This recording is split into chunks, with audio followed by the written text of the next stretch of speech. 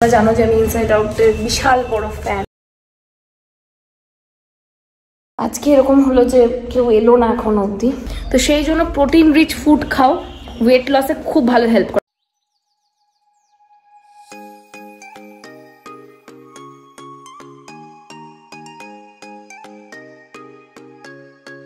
Good morning everyone, 11:30 আর এখন থেকে blog start করছি। বাই দ্য ওয়ে আজ হচ্ছে 23rd of Feb 2024। মোটামুটি ওই তো 11:30 থেকে ব্লগ স্টার্ট করছি। আমার একটা বোন কাম বলতে পারো জিম, কি বলবো, জিম কম্প্যানিয়ন যে এসছিল আর কি আমার কাছে একটা ড্রেস নিতে। ওর একটা সামনে কম্পিটিশন আছে, বিউটি কম্পিটিশন। সো ওর সঙ্গে একটু কথা বলছিলাম, আর এখানে প্রচুর জামা কাপড় মানে ও ট্রায়াল দিয়ে তারপর নিল আর কি, যেটা ওর লাগলো। সো কথা বলতে বলতে অনেকটা দেরি হয়ে গেল। প্ল্যানিং ছিল সকালবেলা পার্লারে গিয়ে শ্যুট করবো, ওখানে এডিট করব, বাট সামহাও যেহেতু প্রায় 11:30 বেজে গেছে, ভাবছি এখন যাবো না। যদি কাজ বেশি চাপ না থাকে তো একবার ফোন করে নিই তনুশ্রীকে, তারপরে ডিসিশনটা নিতে পারবো। আর একটা ফোন কোথায় আছে দাঁড়াও দেখি, ফোনটা করি, কারণ তাহলে আমি বসে এডিটটা করে নেবো আর আজকে ওই একই টাইমে যাব, তাহলে আমার একটু সুবিধা হবে। তো দেখি তনুশ্রী,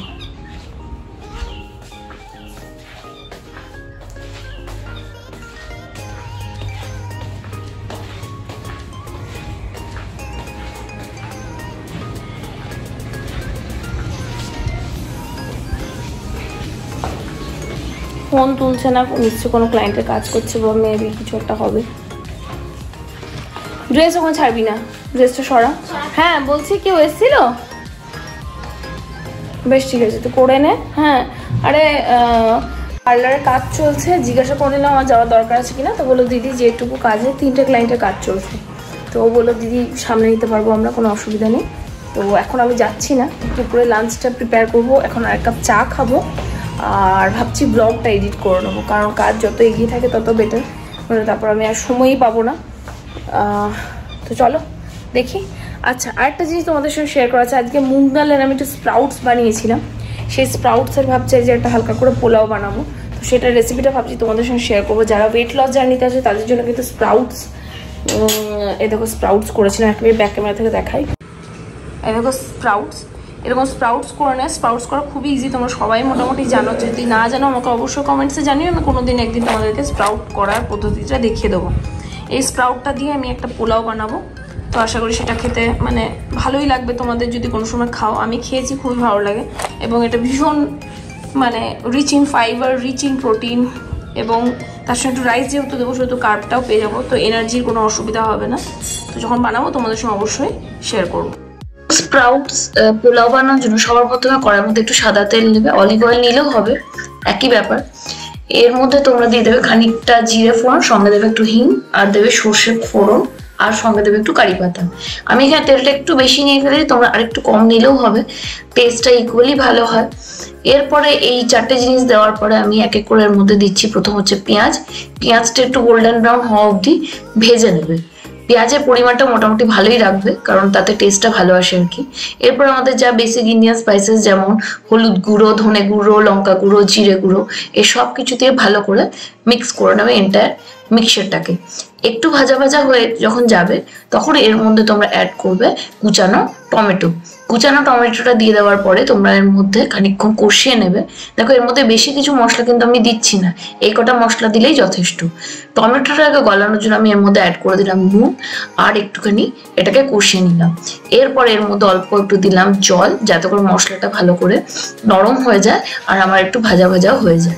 এরপর এটা খুব ভালো করে দেখো 2 থেকে 3 মিনিট আমি কষিয়ে নেবো এন্টায়ার মশলাটাকে। তারপর এর মধ্যে দিয়ে দেবো হচ্ছে গিয়ে আমার যে মুগ স্প্রাউটস করেছিলাম সেটাকে দিয়ে, এটা দিয়ে একটু ভালো করে কষিয়ে নিতে হবে। কষানো বলতে জাস্ট হালকা নাড়াচাড়া করলেই যথেষ্ট। স্প্রাউটসগুলো কি ভালো লাগছে না দেখতে, কড়াইয়ের মধ্যে লাল সবুজ সব মিলিয়ে কিন্তু বেশ সুন্দর লাগছে দেখতে। এরপরে দেখো যখন এই মুগ স্প্রাউটসটা ভালো করে কষানো হয়ে যাবে, এর মধ্যে আমি দেব হাফ কাপ ভিজিয়ে রাখা চাল। আমি এখানে বাসমতি চাল ইউজ করেছি, তোমরা যেটা খুশি ইউজ করতে পারো, এটা রেগুলার বেসিসে আমাদের এটাই ইউজ হয়, তাই আমি এটা দিয়েছি। তোমরা ব্রাউন রাইস, যে কোনো রেগুলার রাইস যেটা তোমরা খাও সেটা দিয়ে করতে পারো। এরপর একটু কষিয়ে নিয়ে আমি এর মধ্যে দিলাম 2 কাপ জল, পরিমাণটা হবে 1 কাপ রাইসে 2 কাপ জল। এবার কাপটা আমার ছোট ছিল তাই সেই হিসেবে 2 কাপ দিয়েছি। আচ্ছা, সঙ্গে ওপর থেকে দিয়ে দিলাম একটু কোরানো নারকেল। এটা তোমরা স্কিপ করতে পারো, বাট যদি দাও টেস্টটা কিন্তু অসম্ভব সুন্দর হবে। 10 মিনিট কুক করে নামানোর আগে দিয়ে দিলাম একটুখানি ধনেপাতা, আর সঙ্গে দিয়ে দেবো সামান্য একটু ঘি। ট্রাই করো, খুবই ভালো লাগবে ডিশটা।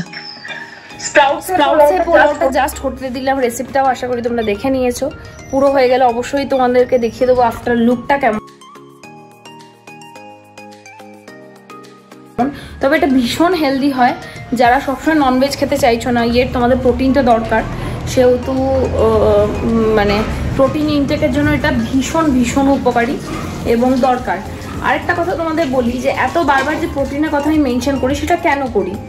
Protein helps in weight loss, আমার নিজের মানে সামনে প্রমাণিত, সেই জন্য বারবার বলছি।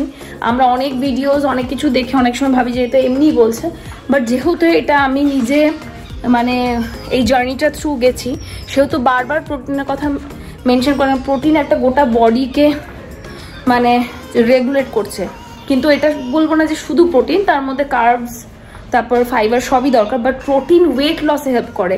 আর হেল্প এই কারণে করে কারণ প্রোটিন অনেকটা টাইম ধরে তোমাদের ফুলফিল রাখে।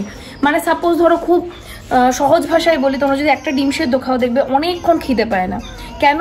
কারণ গোটা বডিটাকে রেগুলেট করছে, প্লাস তোমাকে অনেকক্ষণ মানে ফুলফিল রাখছে, কাজেই তোমার অন্য কিছু খাবার বা ওভার ইটিংয়ে ক্রেভিংটা হয় না। তো সেই জন্য প্রোটিন রিচ ফুড খাও, ওয়েট লসে খুব ভালো হেল্প করে। So protein is very important. যারা ডিম মাছ মাংস রেগুলার বেসে খেতে চাইছো না, তাদের জন্য স্প্রাউটস ভীষণ ভালো করে। Sprout high in protein. So এই ধরনের কিছু রেসিপি করে খেতে পারো। কারণ আজ যেমন আমার খেতে ইচ্ছে করছে না যে মাছ বা মাংস খাবো, হয়তো আমি এটার সঙ্গে হয়তো 2 এগ পোচ নিয়ে নিতে পারি, বাট এদের নাও নিতে পারি, বাট মানে অপশান আছে আর কি। তো যাই হোক, আমি এডিটিং মোটামুটি 70% হয়ে গেছে আমার। এখন যেটা করবো, ভয়েস ওভার করবো, করে আজকে ব্লগটা একবারই দিয়ে দেবো। তোমাদের আগের দিনই বলছেন যে একটু প্ল্যানে চেঞ্জ করতে হবে, নাহলে কি হচ্ছে বাদ থেকে থাকলে বাদই থেকে যাচ্ছে আর কি। তো এখন বাকি ভয়েস ওভার করে নেবো। আর ভাবছি স্নানটা আজকে একবারে এসেই করব, কারণ আর 1.5-2 ঘন্টার মধ্যে আবার স্নান করতে হবে, কালকে যেটা হয়েছে আর কি। তো ওয়ার্কআউট করে একবারে এসে স্নানটা করে তারপরে যাব হচ্ছে পার্লারে। ও বেলাটা পার্লারেই থাকবো। রিয়েলি টেস্টি, একবার অবশ্যই ট্রাই করো। যারা খুব ফুডি তাদের জন্য বলছি, অবশ্যই ট্রাই করো, ভীষণ টেস্টি হয়েছে। পোড়ানো নারকেলটা মাস্ট, ওটা দিয়ে টেস্টটা যেন আরও বেশি এনহ্যান্স হচ্ছে। অসম। আজকে একটু আমার লাঞ্চটা করতে দেরি হয়ে গেল, মোটামুটি 1:30টার মতো লাঞ্চটা হয়ে গেলে ভালো হয়, কারণ খেয়েই একটু পরেই আমি জিম চলে যাবো। মানে জেনারেলি 1 আওয়ার কি 1.5 আওয়ারের গ্যাপ হলে ভালো হয়, মোটামুটি 45 মিনিটস মতো গ্যাপ হবে মেবি। তো ওটা নিয়ে আমার একটু টেনশন হচ্ছে, কারণ খেয়ে না আমি ওয়ার্কআউট করতে পারি না।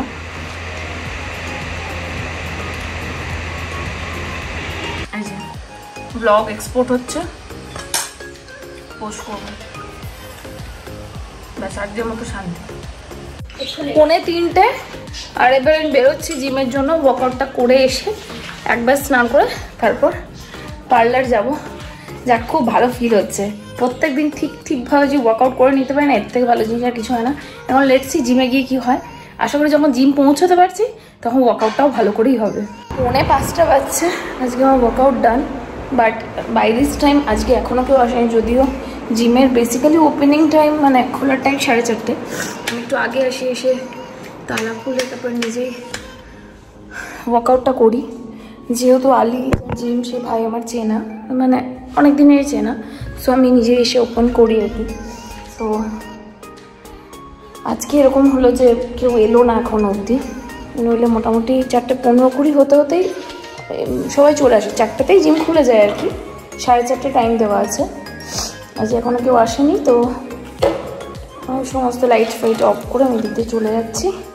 বাকি যারা যেমন আসবে তেমনি বাকিটা করবে, মানে আর তালা দেওয়ার দরকার নেই, কারণ যেহেতু এখন ওপেন টাইমটা হয়ে গেছে। চলো বাড়ি গিয়ে একবারে তোমাদের সঙ্গে কথা হচ্ছে। 5:45 আর আমি এখান থেকে বেরোচ্ছি পার্লারের জন্য। বাড়ি ফিরে স্নান টান করে চাটা খেয়ে সব হয়ে গেছে। একটু ন্যাপ তো নয়, জাস্ট ফোনে বসে বসে ব্লগ দেখছিলাম, তাও আবার ইনসাইড আউটের। তোমরা জানো যে আমি ইনসাইড আউটের বিশাল বড় ফ্যান, ইভেন মানে যেহেতু ওরা ফ্যামিলি ব্লগ করে, ভীষণ সুন্দর করে, সো ওদেরই ব্লগ দেখছিলাম।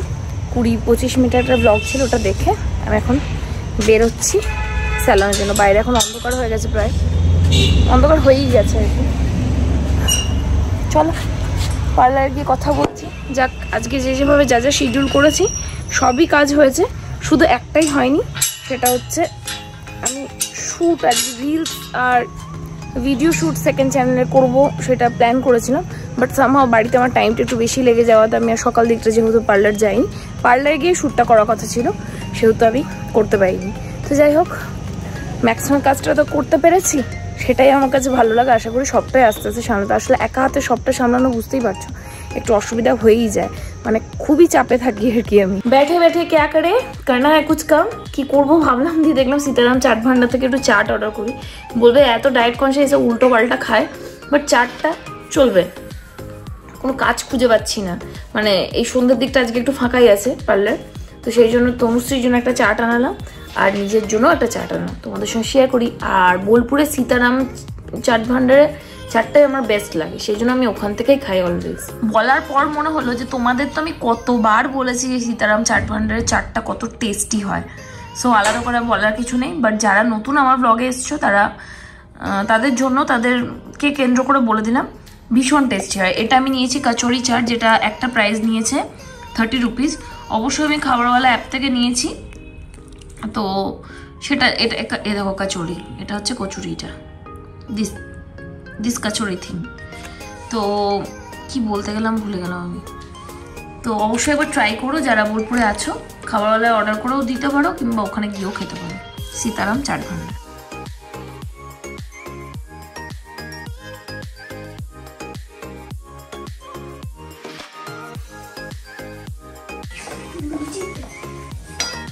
আমাকে এক্ষুনি ভাঙতো। বাড়ি ফিরে গেছি, রাতের ডিনার আজকে হচ্ছে ছোলার ডাল আর লুচি। লুচিটা মোটামুটি কিছুটা বেললাম, কারণ গরম গরম করে আগে তনুশ্রীকে আর ইউবি খেতে দেবো, তারপর শুইতে দেবো। ইন দ্য মিন টাইম আমি আজকে ব্রকলি সেদ্ধ করে স্যুপটা সমস্ত করে রেখেছি, বাট ইটস অলরেডি 10টা বাজতে চললো। সো আমার আর ইচ্ছা করছে না যে আমি স্যুপটা আর আলাদা করে বানাই, তো ভাবছি 2 কি 3টে লুচি খেয়ে নেবো ওদের সাথে, তাহলে আমার চলে যাবে। মানে আমি আর পারছি না আর কি। আগে বাড়ি ফিরলে অসুবিধা হতো না, এখন একে প্রিপেয়ার করবো, তারপরে খাওয়া, মানে প্রায় 10:30 11টা হয়ে যাবে। সো এটা হচ্ছে ব্রকলি স্যুপ, যেটা রেসিপিটা তোমাদের সঙ্গে আমি এখন আর শেয়ার করিনি, পরে কোনদিন তোমরা যদি চাও। এটা ওয়েট লসে কিন্তু ভীষণ হেল্প করে, সো ভীষণ ভালো। তো পরে কোনোদিন তোমাদের সঙ্গে শেয়ার করবো। 1:07 হয়ে গেল, আর এখন আমি আমার জাস্ট কাজটা শেষ করলাম। চোখ মুখ দেখে বুঝতেই পারছো প্রচণ্ড ঘুম পেয়েছে। শুলে খানিকটা একটু মোবাইল টোবাইল ঘাঁটবো, কারণ সারাদিন এইটুকু টাইম পাই, নিজের মি টাইম বলতে পারো, যেখানে একটু মোবাইল টোবাইল ঘেটে দেখি আর কি। মানে অনেক কিছু দেখলে অনেক নলেজ বাড়ে, আর দ্বিতীয় হচ্ছে যে দেখি আগামী কি টপিক হতে পারে, বা রাদার তোমাদের কি বিষয় মানে ইনফরমেটিভ করতে পারে আর কি। তো ঘুমের ঘরে কী বকছি আমি নিজেও জানি না, প্রচণ্ড ঘুম পাচ্ছে, কথা জড়িয়ে যাচ্ছে, বুঝতেই পারছো। বাট এই কাজগুলো না করলেই নয়, ব্লগটা একটু বেশি করে এডিট করে না রাখলে কালকে অসুবিধা হয়ে যাবে। আর একটা খুব ভালো টাইম পেয়েছি যেখানে গিয়ে ওয়ার্কআউটটা খুব ভালোভাবে হয়, ফাঁকা থাকে জিমটা, তো ওটাই মোটামুটি এখনকার মতো আমার কি বলবো পার্মানেন্ট টাইম হয়ে গেছে। কিন্তু এই কি আমাকে সব কিছু একটু সকাল সকাল ম্যানেজ করে নিতে হচ্ছে, নইলে হচ্ছে না আর কি। তো কালকে প্ল্যানিং হচ্ছে, 2টো অপশন আছে। ফার্স্ট অপশন আছে ইয়া তো ফির সকাল দিকটা থেকে আমি আগে সামার ক্লোথ যেগুলো সেগুলো একটু অ্যাসেম্বল করে নেবো, কারণ আমার হাতে টাইম থাকে না। উইকে একদিন পাই ছুটি, সেদিন সমস্ত বাড়ির কাজটা করা সম্ভব হয়ে ওঠে না। তো অপশন 1 হচ্ছে যে সকাল দিকটা থেকে সমস্ত সামার ক্লোথসগুলো অ্যাসেম্বল করব, যাতে করে অসুবিধা না হয়। অ্যান্ড অপশন 2 হচ্ছে যে যদি সকালবেলা স্যালনে খুব চাপ থাকে তাহলে কালকে অ্যাসেম্বল হবে না। এটাই সব থেকে মজার ব্যাপার আর কি, কারণ ওদিকটা আমার ফার্স্ট প্রায়োরিটি অবশ্যই, কারণ কাজ বাড়ি সবটা ব্যালেন্স করে চলতে হবে, কিছু করার নেই। তো এইভাবেই কালকের দিনটা প্ল্যান করেছি, আর আমি খাতায় লিখি, তোমরা জানো সেটা। তো যাই হোক, আজকে ব্লগ থেকে যদি কিছু ভালো লেগে থাকে মেক শিওর চ্যানেলটাকে সাবস্ক্রাইব করে দিও, ভিডিওটাকে লাইক করো, শেয়ার করো অ্যাজ মেনি অ্যাজ পসিবল। আমি রেগুলার ব্লগ দেওয়াতে একটা জিনিস খুব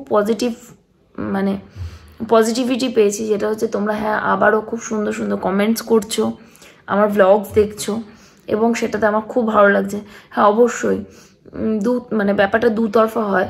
আমি আজকে ব্লগ দিলাম, আবার 15 দিন পর একটা ব্লগ দিলাম, আবার 7 দিন একটা গ্যাপ দিলাম, আবার 4 দিন একটা গ্যাপ দিলাম, তাহলে তোমাদেরও ভালো লাগবে না। সো রেগুলারলি ব্লগ কদিন ধরে আপলোড হওয়াতে একটা জিনিস দেখলাম, তোমরা আরও বেশি ইন্টারেস্টেড হচ্ছে আমার ব্লগ দেখে এবং তোমরা সুন্দর সুন্দর কমেন্টস করছো। তো আশা করি যত রাতে হোক চেষ্টা করবো ব্লগটা না দেওয়া করবো না, রেগুলারলি দেবো। আর রেগুলার দিতে আমারও ভালো লাগছে, আমিও মানে আমার ব্লগটা বানাতে ভালো লাগছে রাদার। তো দেখা যাক এইভাবে যতদিন কন্টিনিউ করতে হয় তত ভালো আর কি। তোমরা সাথে থেকো, পাশে থেকো, শুধু তো এইটুকুই জানানোর বা রিকোয়েস্টই জানানোর, ভুল বলছি কথা, যে এতদিন ধরে ব্লগ করছি মোটিভেশন হিসেবে একটু প্লিজ নিজের ফ্রেন্ডস নিজের ফ্যামিলিদের মধ্যে শেয়ার করে দিও, যাতে কিছু সাবস্ক্রাইবার্স গেইন হয়, কিছু আরও বেশি মোটিভেশন পায়, তাহলে কাজটা করতে ভালো লাগবে এই আর কি। যদি আমাকে তোমরা মানে দেখতে চাইছো আগামী দিনে যেন আমি আরও ভালো ভালো ব্লগ বানাতে পারি, তো তার জন্য তোমাদের কাছে মোটিভেশন শুধু এইটাই, কোনো গ্রুপ, কোনো ফ্যামিলি মেম্বার, কোনো ফ্রেন্ডস, তাদের মধ্যে প্লিজ শেয়ার করো, তাহলে আশা করি মানে আমার চ্যানেলটা একটা জায়গায় উঠবে এবং আমার কাজটা করতে মোটিভেশন লাগবে। বাকি অনেক দিন ধরে ব্লগ করছি তোমরা জানো, মাঝে মাঝে খুব বোর লাগে, মনে হয় ঠিক আছে শুধু পার্লারের কাজেই ফিরে যাই, আর ভাল লাগছে না, আর একা একা সবটা করি। তো তোমাদের মোটিভেশন ছাড়া আমি ব্যাপারটাকে বেশ ফুলফিলিং খুঁজে পাচ্ছি না আর কি, কারণ আমার ফ্যামিলি বলতে, এক্সটেন্ডেড ফ্যামিলি বলতে তোমরাই। তো তোমাদের মোটিভেশন এবং তোমাদের পাশে থাকাটা খুব খুব জরুরি আমার জন্য, নইলে আমি কিছুতেই এগোতে পারবো না। তো যাই হোক, চলো দেখা হচ্ছে আনাদার নিউ ব্লগের সাথে। Till then tata bye and take care guys. সবাই খুব খুব খুব ভালো থেকো।